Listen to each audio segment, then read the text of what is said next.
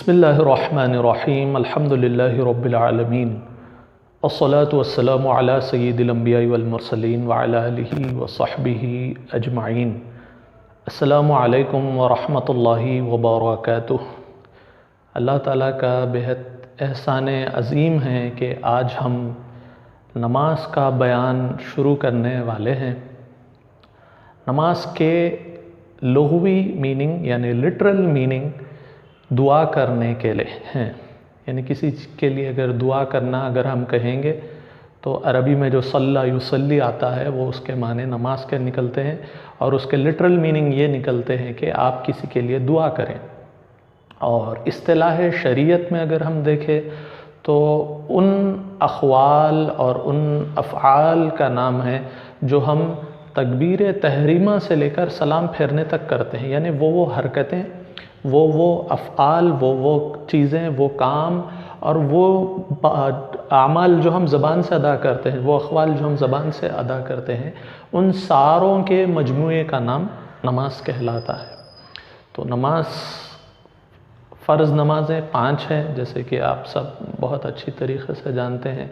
और इन फ़र्ज़ नमाज़ों में और दूसरी नमाज़ों में जो शराइत होते हैं वो आज हम शुरू करने वाले हैं। शर्त की पहले तारीफ़ सुन लीजिए। शर्त जो है वो फ़र्ज़ होता है जो नमाज शुरू करने से पहले लाजिम होता है। यानी अगर आप नमाज अभी शुरू नहीं किए हैं लेकिन अगर आप शराइत की तकमील नहीं करेंगे, शराइत कंप्लीट नहीं करेंगे तो आपकी नमाज भी शुरू नहीं होगी।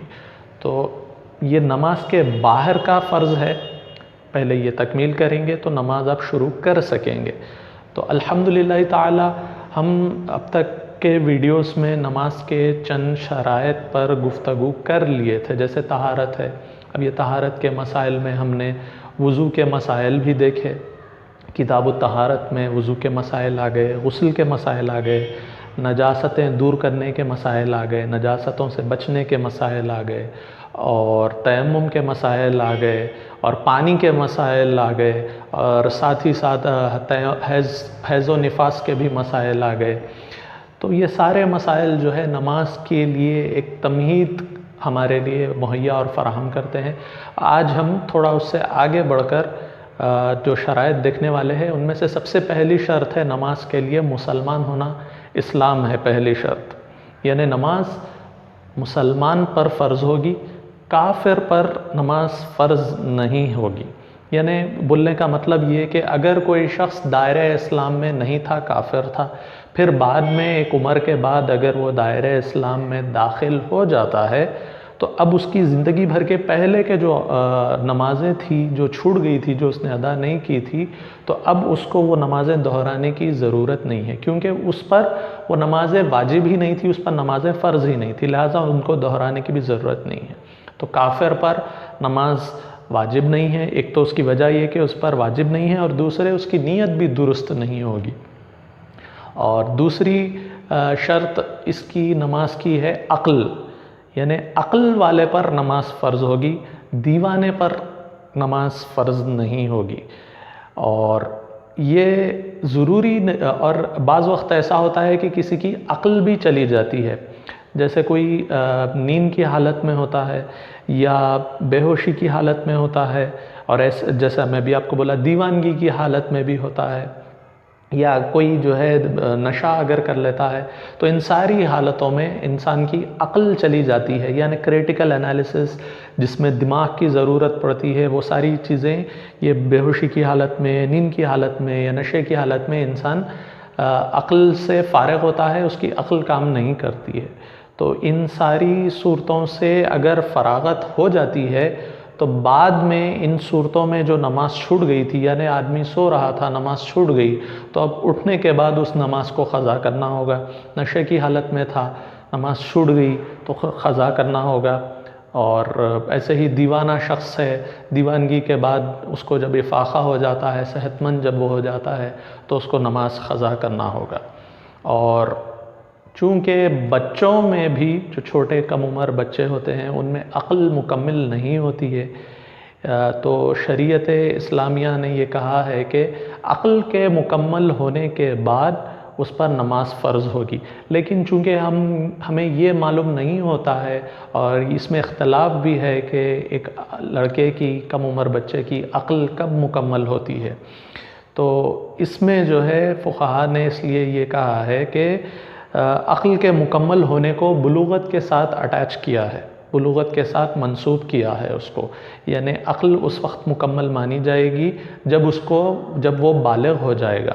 तो बालिग़ होने के लिए जो अलामत ज़ाहिरा है, ज़ाहिरी अलामतें हैं, वो अगर नमूदार हो जाएंगी तो लड़का या लड़की बालिग़ माने जाएंगे।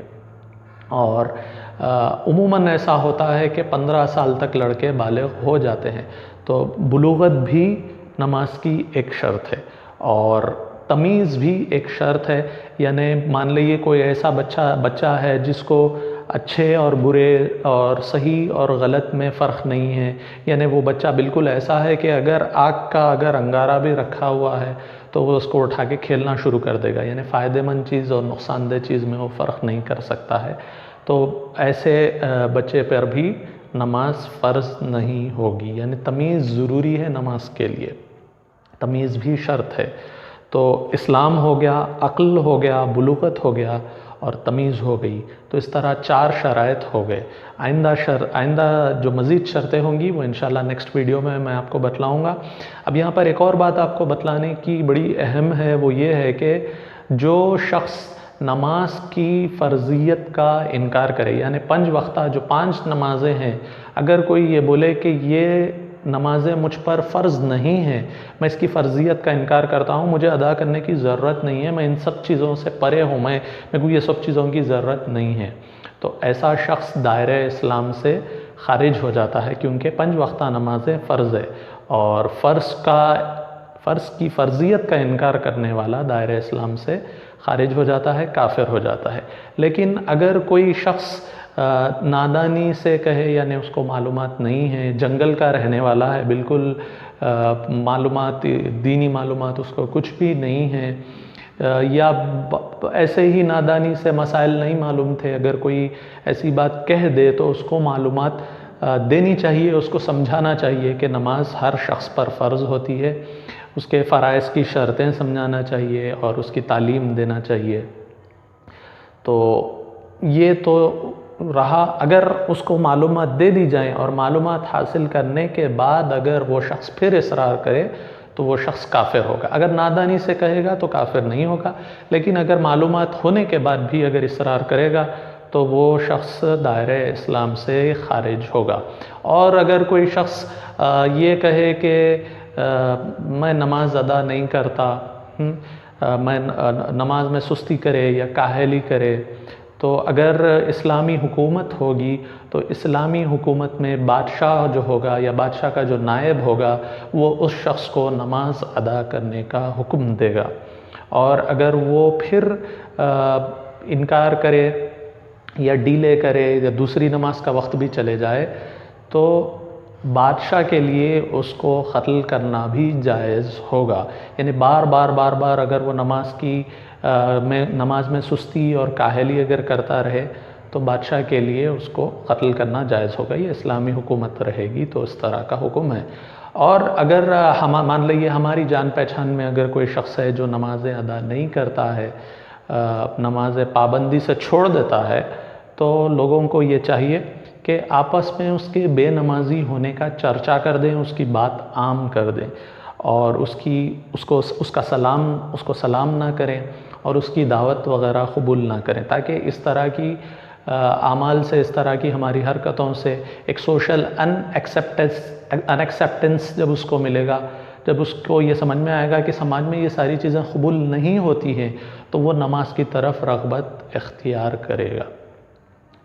और एक बात जो आपको बतलाने की थी, जो छूट गई थी, वो ये कि बच्चों को अगरचे बुलूगत के बाद नमाज फ़र्ज़ होती है, लेकिन बच्चों को फ़ुक़हा ने ये कहा है कि 7 साल की उम्र से जो उनके औलिया होते हैं, जो गार्डियन होते हैं, पेरेंट्स हो, वालिदैन हो, वो बच्चों को नमाज़ पढ़ने का हुक्म दें, तरग़ीब दिलाएं और नमाज के मसाइल, तहारत के मसाइल जो हमने अब तक 29 वीडियोस में डिस्कस कर लिए हैं, वो सारे बच्चों को समझाना चाहिए, औलिया को, और 10 साल की उम्र के बाद अगर कोई बच्चा नमाज अदा करने से इनकार करे तो वली उसको मार भी सकता है। शरीयत नमाज अदा करने के लिए, तरगीब दिलाने के लिए उसको मारने की इजाज़त भी देती है। मान लीजिए औलिया की तरगीब से, वालिदैन की तरगीब से एक बच्चा नमाज अदा कर रहा था और नमाज अदा करने के दौरान वो बालिग हो गया, उसकी बुलूगत की उम्र पूरी हो गई, 15 साल का हो गया वो, तो नमाज के बाद जो है उसको फिर अगर वक्त हो उस नमाज का तो वो नमाज उसको दोहराना चाहिए, क्योंकि पहले वो नमाज उस पर नफल थी और अब ये नमाज उस पर फ़र्ज़ हो गई है, तो इसका दोहराना उसके लिए ज़रूरी होगा। तो हमें इजाज़त दीजिए, मुझे इजाज़त दीजिए। अस्सलामु अलैकुम, शुक्रिया, जज़ाकल्लाहु खैरा।